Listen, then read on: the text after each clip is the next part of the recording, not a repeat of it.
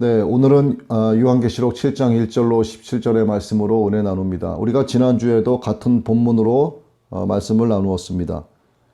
지난주에는 아무도 능히 셀 수 없는 흰 옷을 입고 나온 큰 무리에 대한 하나님의 마지막 은혜로서의 구원에 대해서 말씀을 나누었고, 오늘은 14만 4천 명에 대한 진실은 무엇인가에 대해서 말씀 나눕니다.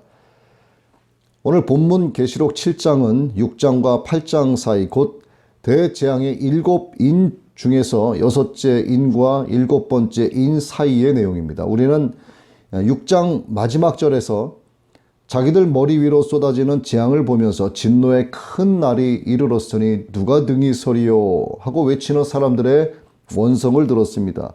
여기서 이르렀다, has come 이라고 하는 말은 현재 완료형, 도착되었다라는 뜻이죠. 더 이상 돌이킬 수 없는 상태를 말합니다.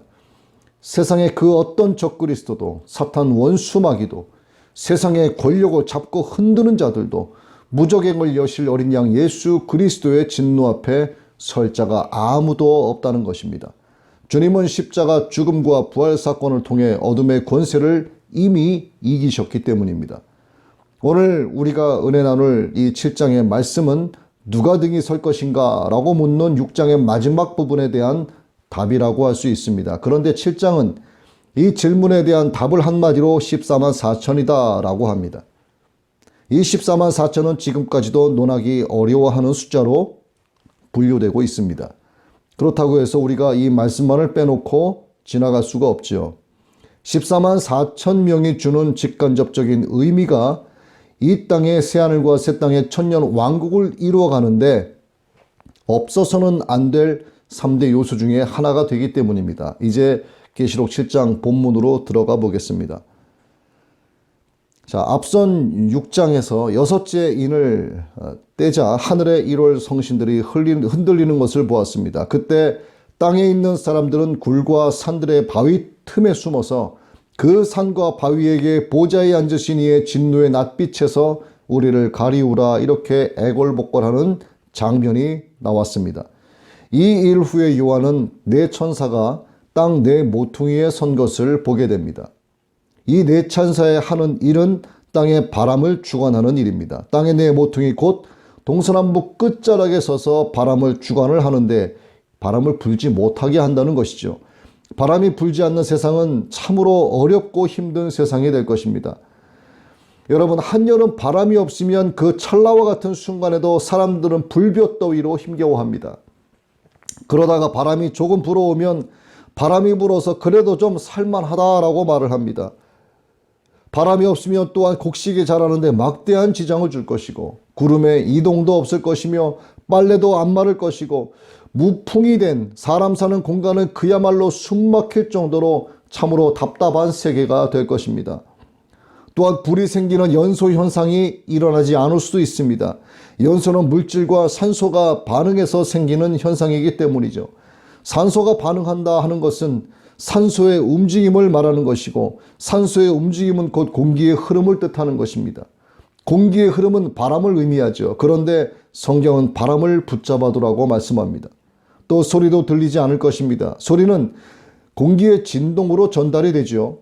바람이 없다는 것은 공기의 진동이 없다는 것을 말합니다. 그러니 소리도 들리지 않게 될 수도 있습니다. 우주를 생각해 보면 될 것입니다. 진공 상태에서는 공기라는 소리를 전달하는 매질이 없기 때문에 아무 소리도 들리지가 않습니다. 그러니 당연히 우주에는 바람이 없는 것이죠. 바람은 공기의 이동이기 때문입니다. 마찬가지로 비행기도 뜨지 못할 것입니다. 비행기는 공기의 양력을 이용해서 하늘을 날 수 있죠. 새도 하늘을 날 수 없을 것입니다. 아름다운 노을도 볼 수 없을 것입니다. 노을은 햇빛이 대기와 부딪혀서 일어나는 산란 현상이죠. 이 산란 현상 역시 공기의 흐름을 의미하는 것이고 공기의 흐름은 바람을 의미하는 것입니다. 그러니 바람이 없는 지구는 노을도 사라지게 될 수 있다 하는 것입니다. 그렇게 되면 하늘도 더 이상 파란색이 아닐 것입니다. 햇빛이 공기 중에 산란해서 파란색으로 보이는 것인데 이 공기의 흐름 곧 바람이 없기 때문에 햇빛이 공기 중에서 산란을 일으키는 현상은 없어질 것입니다. 그러니 하늘은 파란색으로 보이지 않게 될 수도 있습니다. 또 우주에서 떨어지는 운석들이 그대로 지면으로 추락하게 됩니다. 별똥별이 아름답게 떨어지는 모습으로 보이는 것은 이 지구로 떨어지는 운석들이 대기와 부딪혀 타기 때문이죠. 대기와 부딪힌다는 것은 공기와의 마찰력이 있다는 것을 뜻합니다. 즉 역바람이 있다는 것인데, 바람이 없으면 그 운석은 아무런 마찰 없이 그대로 지구를 향해 돌진하게 될 것입니다. 이 때문에 지구는 달처럼 운석 구덩이가 여기저기 생기게 될 것입니다. 이외에도 공기를 이용한 모든 것들이 사라지게 됩니다. 여러분, 지금 말씀드린 이러한 현상들 뿐만이 아니라 아마 더 크고 어려운 문제들이 대두될 것이면 틀림이 없습니다. 그래서 바람이 없다는 것은 엄청난 재앙임에 틀림이 없는데, 이 재앙이 오기 전 한 다른 천사가 살아계신 하나님의 인을 갖고 해돋는 데로부터 올라와 땅과 바다를 해롭게 할 권세를 받은 땅의 내 모퉁이에선 내 천사를 향하여 큰 소리로 외쳐 우리가 우리 하나님의 종들의 이마에 인치기까지 땅이나 바다나 나무들을 해하지 말라고 말합니다. 자, 여기서 보면 바람이 없게 될 경우 나타나는 재앙들이 보입니다. 땅이나 바다나 나무들을 해하게 될 것이라고 합니다. 즉 지구 전체에 끔찍한 재앙이 임하게 된다는 것을 상징하고 있습니다.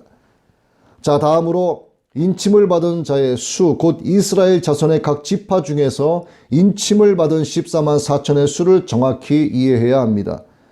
자, 이는 문서, 어떤 소유물, 노예 등의 어떤 보호와 소유권의 의미로 치는 것이죠. 에베소서 1장 13절에는 약속의 성령으로 인치심을 받았으니 하는 말씀이 나옵니다. 6장의 어마어마한 이 대환란의 징조 이후에 따른 이 인치심은 마태복음 24장에서는 재림시의 성도들을 모음에 대해서, 그리고 유대인들이 회개하고 돌아올 종말론적 사건을 기록한 로마서 11장 1절로 11절의 말씀과도 깊이 연결되어 있습니다. 오늘 본문의 인치심과 마태복음 24장과 로마서 11장 이 세 곳의 말씀은 대환란기를 통과하면서 유대인들이 회개하고 돌아올 것을 예수 그리스도는 예언으로 말씀하셨고, 바울은 신학적으로 기록했고, 요한은 환상으로 오늘 계시하고 있습니다. 그리고 이제 5절에서 이 8절 말씀은 이스라엘 12지파에서 인맞은 자의 수가 각 지파에 1만 2천씩 모두 12지파에서 14만 4천이라는 것을 기록하고 있습니다. 여기서 잘 보시면 단지파가 빠져 있습니다. 왜 단지파는 빠졌는지 살펴보고 넘어가겠습니다. 구약의 야곱의 아들들이 이스라엘의 12지파가 되었습니다. 그중 므낫세와 에브라임은 요셉의 아들들입니다. 즉 야곱의 손자들이죠. 이 요셉의 구원 행위와 관련해서 요셉의 두 아들들이 이스라엘의 한 지파씩이 되어서 실제는 13지파가 됩니다. 그럼에도 성경에는 언제나 12지파라고 부릅니다. 백성을 예수한 민수기에서는 레위지파를 제외시켰는데, 그것은 이스라엘의 장자 대신 레위 자손이 하나님께 바쳐졌기 때문에 장정의 숫자를 계수하는 데서는 제외시킨 것입니다. 그래서 12지파라고 부르게 되었고, 그런데 여기 계시록 7장에서는 시므온 지파 다음에 레위 지파가 계수되고 대신 단 지파가 제외되었습니다. 그 이유에 대해서 일부에서는 단 지파에서 적그리스도가 배출될 것이기 때문에 뺐다라는 견해를 내기도 합니다. 그 근거가 창세기 49장 16절에서 17절에 다른 이스라엘의 한 지파같이 그 백성을 심판하리로다. 다는 길의 뱀이요 첩경의 독사로다.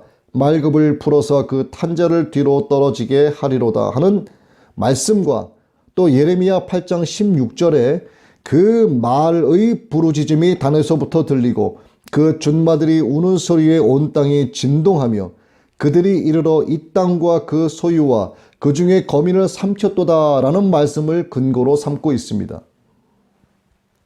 이 말씀은 후에 올 악의 화신이 적그리스도를 의미하는 것으로 인식하게 됐고, 이 때문에 점증적으로 유대 랍비들 간에는 적그리스도가 단지파에서 나올 것으로 믿게 되었습니다. 그러나 성경을 보면 단지파는 일찍이 사사시대로부터 우상숭배의 길로 나아가게 됩니다. 특히 남유다와 북이스라엘로 갈라진 후에는 아수르의 혼합 정책에 의해서 단지파는 우상 숭배에 더욱더 몰두하게 되죠. 유대인으로서의 정체성도 잃어가기 시작했습니다. 그러면서 서서히 소멸되었고 극히 일부의 소수만이 유다 지파에 동화됨으로써 단지파 자체가 소멸된 것으로 보여지고 있는 것입니다. 즉 완전히 없어져 버렸다기보다는 그 수가 아주 적어져서 12,000명을 계수하지 못할 정도로 거의 소멸되지 않았나 하고 추측하는 것입니다. 이 때문에 레위 지파를 계수하고 단지파는 빠졌다 이렇게 볼 수 있다는 것입니다. 자, 결론적으로 단지파에서 적그리스도가 나올 수 있다는 해석은 무리가 있어 보인다는 것입니다. 자, 다시 14만 4천 명의 인받은 무리들.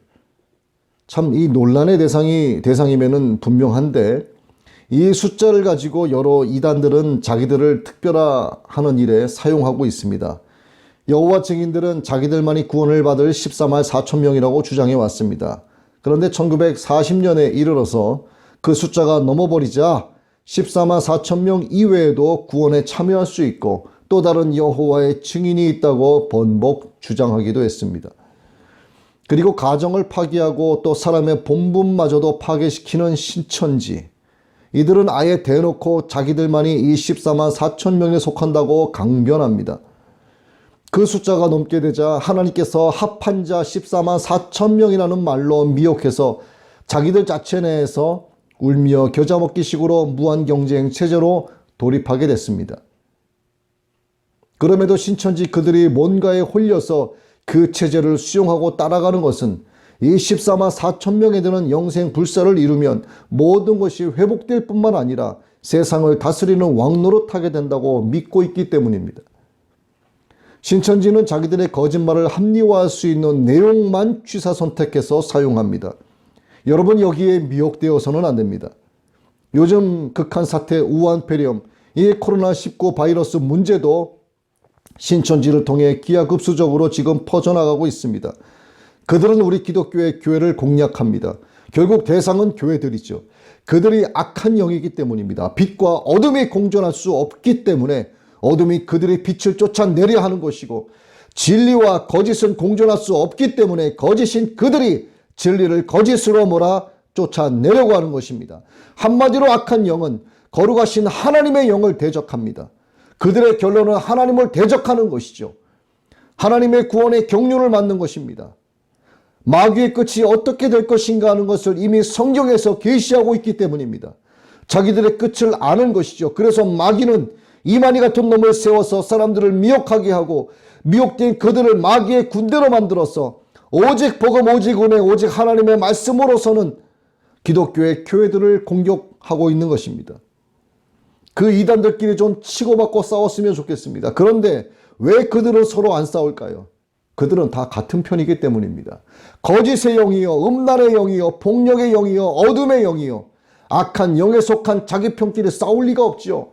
기독교만이 진리이기 때문에 거짓된 그들이 그래서 빈 수레처럼 텅 빈 그들이 되려 큰 소리 치면서 기독교를 공격하고 있는 것입니다. 그리고 이 14만 4천이라고 하는 숫자는 흔히 정통교회에서도 두리뭉실하게 해석을 하는 경우가 없지는 않습니다.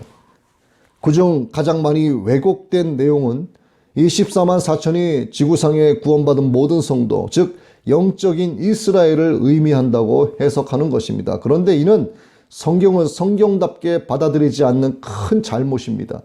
왜 그런지 몇 가지 분명한 증거를 갖고 말씀드립니다. 자, 먼저 우리 본문의 7장 2절 말씀을 보면 또 봄에 다른 천사가 살아계신 하나님의 인을 가지고 해 돋는 데로부터 올라와서 땅과 바다를 해롭게 할 권세를 받은 내 천사를 향하여 큰 소리로 외쳐 3절입니다. 이르되 우리가 우리 하나님의 종들의 이마에 인치기까지 땅이나 바다나 나무들을 해하지 말라 하더라. 자, 지금 읽은 이 말씀에서와 같이 천사가 인을 친다 이렇게 말씀합니다. 그런데 보면 인류 역사상 지금까지 천사가 직접 와서 구원의 표식으로 성도들에게 인을 친 경우가 없었거니와 천사로부터 구원의 표식으로 인침받은 성도도 없었습니다. 세상의 모든 목사들 가운데에도 하나님 대신 천사가 와서 구원의 표식으로 인쳐줬다고 고백하는 경우를 들어본 적이 없습니다. 또한 기독교 2000년 역사 동안에 이러한 고백을 한 사도나 교부나 신학자도 없었습니다. 그런 저작물이나 기록물도 본 적이 없습니다. 어느 신학교에서도 구원의 요건으로 천사의 인침을 받아야 한다고 가르치는 곳은 없습니다. 결론적으로 14만 4천 명이 구원받은 성도의 총수를 가리킨다는 설은 타당하지 않다는 것입니다. 성경 어느 곳에도 이러한 말도 안 되는 해석을 뒷받침해주는 구절은커녕 단어 하나도 없습니다. 이러한 해석은 오히려 여호와 증인과 신천지 이단들의 주장에 빌미를 제공해 줄 뿐입니다. 그래서 따라서 문자 그대로 해석하는 것이 가장 타당한 것이죠. 특별히 이렇게 해석할 수밖에 없는 몇 가지 명확한 이유가 또 있습니다. 첫째, 이 14만 4천 명의 사람들은 하나님의 백성이지만 기독교인을 지칭하는 것이 아닙니다. 이들 14만 4천 명 뒤에 나타나는 흰옷 입은 큰 무리들이 기독교인들 곧 그리스도인들입니다. 이 흰옷 입은 무리들이 구원받은 근거를 14절에서 말씀하고 있습니다. 이는 큰 환난에서 나오는 자들인데 어린 양의 피에 그 옷을 씻어 희게 하였느니라. 천사들로부터 인침받은 14만 4천 명과 이렇게 다르게 표현되고 있습니다. 어린 양의 피에 그 옷을 씻어 희게 하였느니라. 그래서 이스라엘 12지파는 기독 성도가 아니라는 것입니다. 둘째, 이 땅의 모든 교회의 성도들은 12지파로 세분화해서 그 족속들의 이름들까지 면밀히 기록할 이유가 없습니다. 9절에서 10절의 말씀처럼 흰옷을 입고 손에 종려가지를 들고 보좌 앞과 어린 양 앞에 서서 큰 소리로 외치고 있는 능히 셀 수 없는 큰 무리들의 구원의 근거가 보좌에 앉으신 우리 하나님과 어린 양께 있다고 명백하게 말씀하고 있기 때문입니다. 이 부분은 뒤에 가서 다시 자세히 말씀드릴 것입니다. 자, 셋째, 이스라엘 12지파는 천사들을 통해 하나님의 인을 만난다고 했고 신약 이후의 성도들은 성령의 인을 만난다고 했습니다. 에베소서 1장 13절의 말씀입니다. 그 안에서 너희도 진리의 말씀 곧 너희의 구원의 복음을 듣고 그 안에서 또한 믿어 약속의 성령으로 인치심을 받았으니 할렐루야. 우리는 성령으로 인침받은 자들입니다. 그래서 우리는 하나님을 아빠, 아버지라 부르게 된 것이죠. 자, 넷째, 성경에 특별히 이스라엘은 환난 중에 구원 얻게 될 것이라고 예언하고 있습니다. 이미 6번째 인이 떼어진 상태입니다. 세계 전쟁과 내란, 내전과 기근 질병과 지축이 갈아엎어지는 지진과 멘틀의 붕괴로 말미암은 화산의 폭발, 이로 인해 나타나는 지구 전체에 덮인 검은 연기와 낙진과 방사능, 핵폭발로 나타나게 될 검은 구름과 그 연기로 인해서 지구 전체의 2주 만에 덮여지게 될 어둡게 되는 그 현상들, 그래서 검게 보이는 해와 빛빛으로 보이는 달과 무너지는 인간들의 바벨탑 등에 관한 모든 재앙을 다 겪은 후에 7번째 인 떼어지기 전 이 땅의 모든 바람이 멈추어지는 재앙이 있기 전 구원을 받게 된다는 것입니다. 땅 내 모퉁이에선 이 내 천사가 사방의 바람을 붙잡아서 그 붙잡은 바람으로 하여금 땅에나 바다에나 각종 나무에 불지 못하게 하여 이 땅 전체에 크나큰 해로움을 펼치기 직전 하나님의 일을 가지고 온 다른 천사들로부터 인침을 받게 된다는 것입니다. 이렇게 이스라엘은 환난 중에 구원을 얻게 될 것이라고 성경은 분명하게 기록하고 있습니다. 관련된 로마서 말씀을 봅니다. 로마서 11장 25절에서 29절은 이스라엘의 구원을 주제로 하고 있습니다. 제가 로마서 11장 25절에서 29절까지의 말씀을 읽어드리겠습니다. 형제들아, 너희가 스스로 지혜 있다 하면서 이 신비를 너희가 모르기를 내가 원치 아니하노니 이 신비는 이방인의 충만한 수가 들어오기까지 이스라엘의 더러는 우둔하게 된 것이라. 그리하여 온 이스라엘이 구원을 받으리라 기록된 바 구원자가 시온에서 오사 야곱에게서 경건하지 않은 것을 돌이키시겠고 내가 그들의 죄를 없이 할 때에 그들에게 이루어질 내 언약이 이것이라 함과 같으니라. 복음으로 하면 그들의 너희로 말미암아 원수된 자요 택하심으로 하면 조상들로 말미암아 사랑을 입은 자라. 하나님의 은사와 부르심에는 후회하심이 없느니라. 이렇게 기록되어 있습니다. 자, 조금 전 읽어드린 로마서 11장 25절에 이방인의 충만한 수가 들어오기까지라는 말씀이 나옵니다. 여기 이방인의 충만한 수가 오늘 본문 계시록 7장 9절에는 각 나라와 족속과 백속과 방언에서 아무도 능히 셀 수 없는 큰 물이라고 기록이 되어 있습니다. 그리고 로마서 11장 28절 말씀, 복음으로 하면 그들이 너희로 말미암아 원수된 자요 택하심으로 하면 조상들로 말미암아 사랑을 입은 자라는 말씀은 신명기 9장 5절의 말씀이 뒷받침해 줍니다. 여호와께서 이같이 하시면 내 조상 아브라함과 이삭과 야곱에게 하신 맹세를 이루려 하심이니라. 자, 하나님은 왜 이렇게 맹세를 지키실까? 이게 바로 로마서 11장 29절이죠. 하나님의 은사와 부르심에는 후회하심이 없기 때문입니다. 자, 이제 다섯 번째를 봅니다. 계시록 14장에도 같은 수가 나옵니다. 14만 4천이란 이 숫자도 동일한 하나님의 백성을 상징하는 수이긴 하지만 이 14장의 육적 이스라엘이 아닌 이 숫자는 영육간 모든 하나님 백성을 총칭하여 이르는 숫자입니다.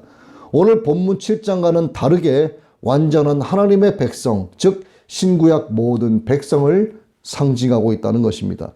따라서 오늘 7장의 14만 4천 명은 위에서 조금 전 말씀드린 마지막 대환란기 때 회개하고 돌아올 육적 이스라엘을 가리키는 것입니다. 자, 여기서 문자적으로 단 한 명의 애누리도 없는 꼭 14만 4천 명만 해당이 될지 아니면 더 될지 저는 모릅니다. 이 상징적인 숫자에 대한 정확한 답은 우리 하나님만이 아십니다. 그래서 어쩌면 이것은 명백한 14만 4천이라는 숫자가 나와 있긴 하지만 하나님의 비밀에 속하는 숫자임에 틀림이 없는 것입니다. 예수님께서도 이미 예언하셨고 사도 바울도 로마서에서 마지막 때에 넘어졌던 이스라엘 백성들이 회개하고 돌아올 것임을 예언해 하고 있습니다. 또 구약의 여러 선지서에서는 주님의 재림하시는 마지막 때에 유대인인 이스라엘이 회복될 것임을 기록하고 있습니다. 제자들도 예수님의 승천 시에 이스라엘의 회복이 언제 될 것인지를 여쭙고 있습니다. 이로써 이스라엘이 천년 왕국의 중심 국가가 되는 것은 명확하다고 할 수가 있습니다. 그러면 이스라엘이 천년 왕국의 중심 국가가 된다면 왜 하나님은 굳이 대환란 기간 동안에 유대인들에게 인을 치시겠는가? 그 이유, 동기, 그리고 그 목적이 무엇인지를 우리는 알아야 합니다. 자, 이것은 역사를 주관하시고 인간 역사에 주권적으로 개입하시기 위해서는 반드시 팔레스타인 땅에 입맞은 자로서의 유대인들이 절대적으로 필요하기 때문입니다. 왜냐하면 주님의 재림은 성도들에게 구원 사건이지만 다른 측면에서는 이 지상의 이스라엘 왕국, 곧 메시아의 천년 왕국을 건설하는 데 그 목적이 있기 때문입니다. 주님이 지상에 재림하시려면 나라를 세우시기 위한 것인데 이 나라의 세 가지 구성 요소가 있죠. 첫째는 영토이고 두 번째는 주권이고 세 번째는 백성입니다. 백성이 없으면 나라는 결코 성립될 수 없죠. 따라서 주님이 이 땅에 재림하시기 위해서는 주님의 백성들은 구원을 소망하면서 핍박과 환난에 굴하지 않고 기다려야만 하는 것입니다. 그 백성들이 이스라엘로서는 14만 4천 명이 되는 것입니다. 그리고 주님과 함께 이 땅에 내려오는 이방인으로서는 능히 그 수를 셀 수 없는 환난 가운데 사는 큰 무리가 있습니다. 이를 통칭한 모든 영육간의 이스라엘 백성이 바로 천년 왕국을 이루어가는 영토, 주권, 백성이라는 3대 요소 중에 하나로서의 그 백성이 되는 것입니다. 만일 공중에서 7년간 혼인잔치를 벌인 주님의 신부들과 함께 누구죠? 그들은 바로 이방인의 충만한 수에 들어가는 자들입니다. 주님의 신부들이죠. 이들과 함께 주님께서 이 땅에 재림하시려고 하는데 남아있는 하나님의 백성이 이 땅에 단 한 사람도 없다면 어떻게 되겠습니까? 사탄만 남아있죠. 그러면 사단이 뭐라고 하겠습니까? 여기는 내 땅이요. 하나님의 백성은 단 한 사람도 남아있지 않습니다. 여러분, 재림의 명분과 구실을 얻기 위해서는 유대인의 입맞은 일정 숫자가 존재해야 하고 이렇게 건국의 기본 요소인 백성이 존재해야만 하는 것입니다. 또한 이것은 일찍이 아브라함과 하나님 사이에 맺은 계약에도 들어가 있었던 내용입니다. 이 언약을 충실하게 지키기 위해서는 반드시 유대인 입맞은 자들이 믿음을 지켜내면서 메시아의 강림을 소망 중에 기다려야 하는 것이죠.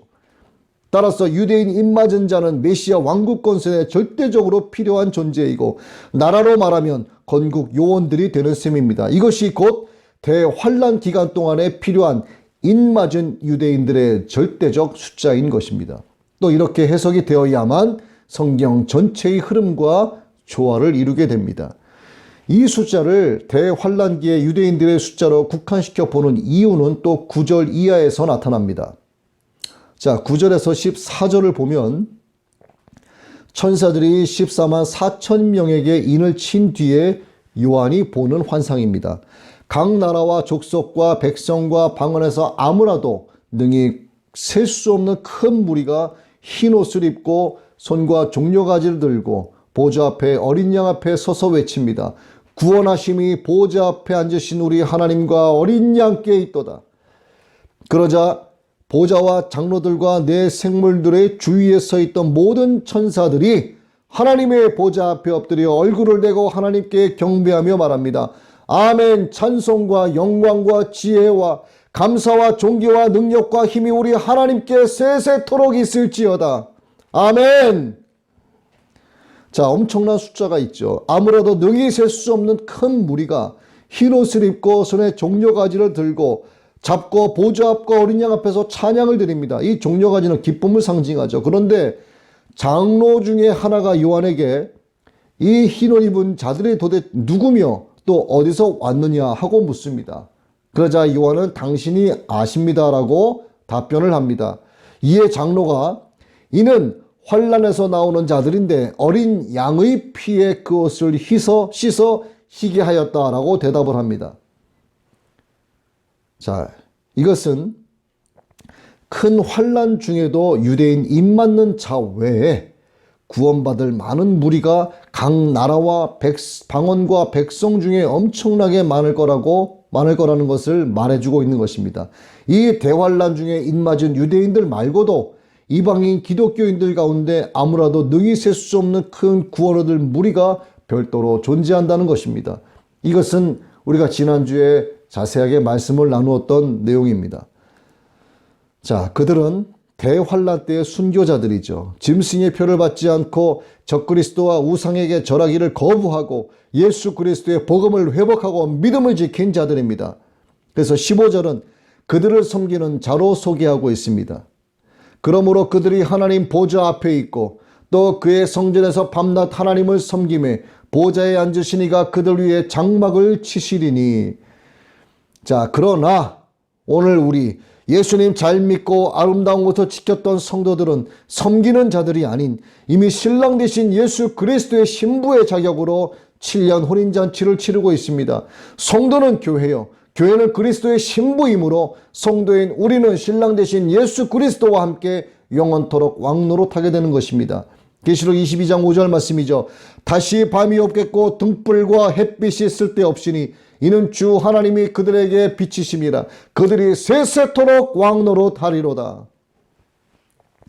계속해서 이 큰 무리는 큰 소리로 외쳐 말합니다. 구원하심이 보좌에 앉으신 우리 하나님과 어린 양께 있도다 하니 모든 천사가 보좌와 장로들과 네 생물의 주위에 섰다가 보좌 앞에 엎드려 얼굴을 대고 하나님께 경배하더라. 하나님께 대한 경배는 4장에서 먼저 있었습니다. 네 생물들이 하나님께 경배를 돌릴 때 이 24장로들이 엎드려 경배하고 자기들의 면류관을 하나님의 보좌 앞에 드렸습니다. 본문에서는 이 큰 무리가 하나님께 영광을 돌리고 있습니다. 자기들이 받은 구원으로 인하여 하나님과 예수 그리스도를 찬양하고 경배합니다. 얼마나 감격이 넘치는 찬양과 경배이겠냐 이거죠. 그러자 네 생물과 24장로들도 보좌 앞에 엎드려 얼굴을 대고 하나님께 또다시 경배합니다. 여러분, 찬송과 영광과 지혜와 감사와 존귀와 능력, 힘을 하나님께 돌리고 있음을 주목하시기 바랍니다. 그들은 대환란 가운데서 기근과 오염된 물에 의한 갈증과 뜨거운 불의 멸망을 경험하면서 우상 숭배를 하지 않으므로 믿음을 지켰습니다. 또 뒤늦게 깨달았기 때문입니다. 이 환난을 오랫도록 겪으면서 그들은 끔찍한 배고픔과 갈증을 경험했습니다. 그들에 대한 말씀이 바로 16절과 17절의 말씀이죠. 그들이 다시는 줄이지도 아니하며 목마르지도 아니하고 해나 아무 뜨거운 기운에 상하지도 아니하리니 이는 보좌 가운데 계신 어린 양이 그들의 목자가 되사 생명수 샘으로 인도하시고 하나님께서 그들의 눈에서 모든 눈물을 씻어 주실 것임이라. 할렐루야. 자, 이제 결론적으로 보면 대환난을 거치면서 구원받는 무리들은 크게 세 부류로 나누어집니다. 첫째, 예수님을 잘 믿는 교회의 성도들입니다. 오순절의 초대교회로부터 마지막 대환난 직전까지 믿음을 잘 지켜낸 성도들입니다. 즉 믿음 생활 잘 하면서 먼저 육신의 죽음을 맛본 성도들과 휴거된 성도들입니다. 오늘 저와 여러분이 이러한 부류에 들어가기를 원합니다. 두 번째는 대환난의 기간 동안에 정신 차리고 주님께로 돌아오는 14만 4천 명의 유대인들입니다. 세 번째는 대환난을 거치면서 비로소 진실한 믿음을 갖게 된 사람들입니다. 어느 부류라고 볼 수 있을까요? 교회 들락거리면서 종교 생활했던 사람들, 하나님과의 인격적 만남 없이 마음의 평정이나 얻기 위하여 교회와 관계 맺어왔던 사람들, 즉 교회 내에 차지도 뜨겁지도 아니한 미지근한 교인들과 세상의 불신자들 가운데 회심한 자들일 것입니다. 사랑하는 여러분, 우리는 3번에 해당될 수도 있고 또 1번에 해당될 수도 있습니다. 아니면 아무 쪽에도 들지 못할 수도 있습니다. 저는 우리 모두가 이 첫 번째에 속하기를 간절히 원합니다. 진실된 믿음을 가진 성도들만이 대환난을 거치지 않고 어린 양의 혼인잔치에 참여할 수 있습니다. 나머지 두 부류의 하나님의 백성들은 대환난의 불같은 시련 가운데서 믿음을 단련하여 진실한 믿음으로 거듭나게 되는 것입니다. 우리가 우리의 믿음을 어떻게 지켜내야 하며 무엇을 소명하며 살아가야 하는지 오늘 선포된 말씀 가운데서 깨닫는 여러분 모두가 되시기를 주님의 이름으로 축원합니다.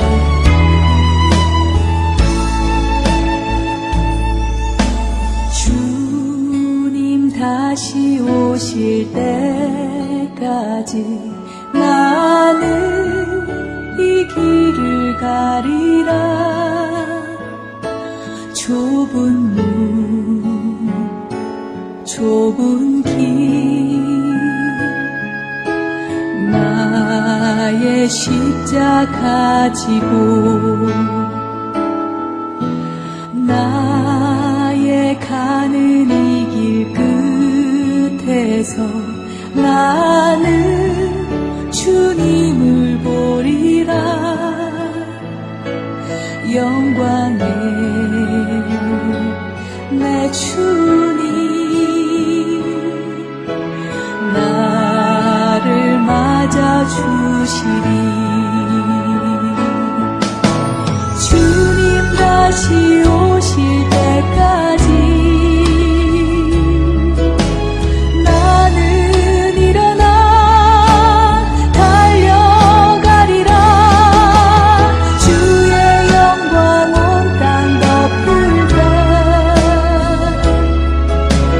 나는 일어나 노래하리. 내 사모하는 주님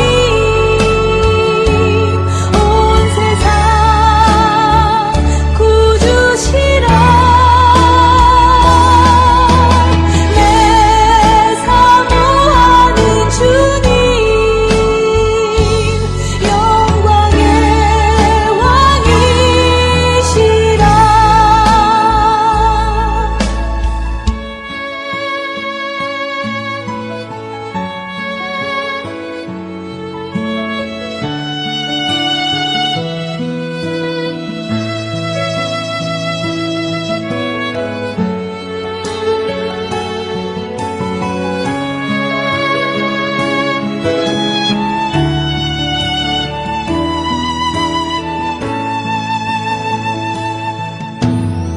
나의 가는